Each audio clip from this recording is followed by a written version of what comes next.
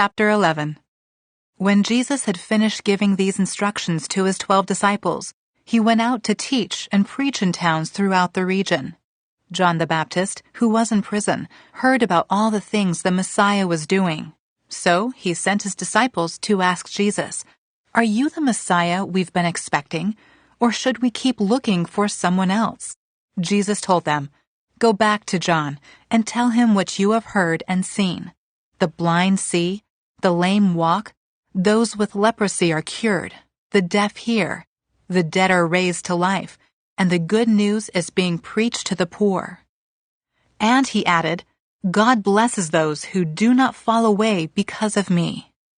As John's disciples were leaving, Jesus began talking about him to the crowds. "What kind of man did you go into the wilderness to see? Was he a weak reed swayed by every breath of wind? Or were you expecting to see a man dressed in expensive clothes? No, people with expensive clothes live in palaces. Were you looking for a prophet?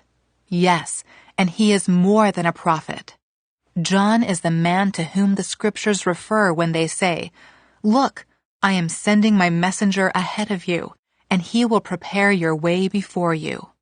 I tell you the truth, of all who have ever lived, none is greater than John the Baptist. Yet, even the least person in the kingdom of heaven is greater than he is. And from the time John the Baptist began preaching until now, the kingdom of heaven has been forcefully advancing, and violent people are attacking it.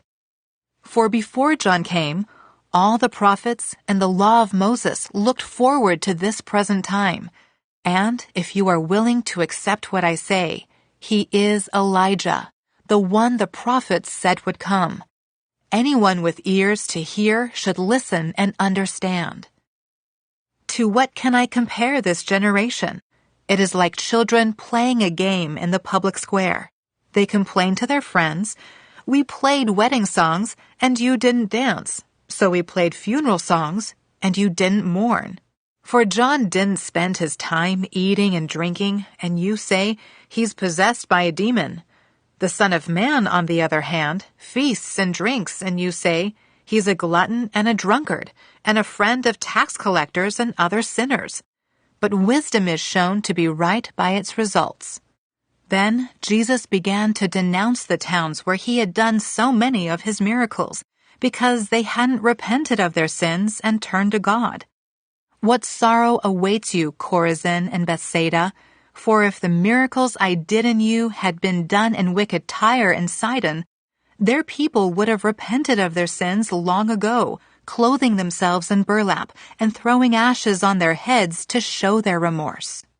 I tell you, Tyre and Sidon will be better off on Judgment Day than you. And you people of Capernaum, will you be honored in heaven? No. You will go down to the place of the dead.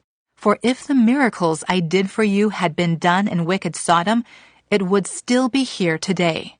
I tell you, even Sodom will be better off on Judgment Day than you."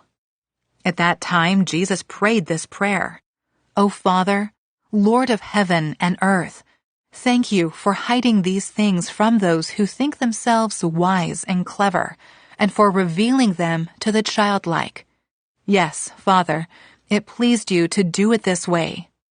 My Father has entrusted everything to me.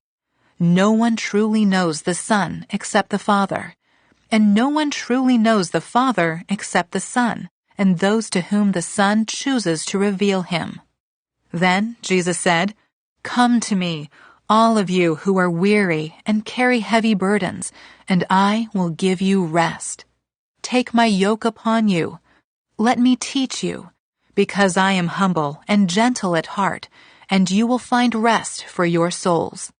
For my yoke is easy to bear, and the burden I give you is light."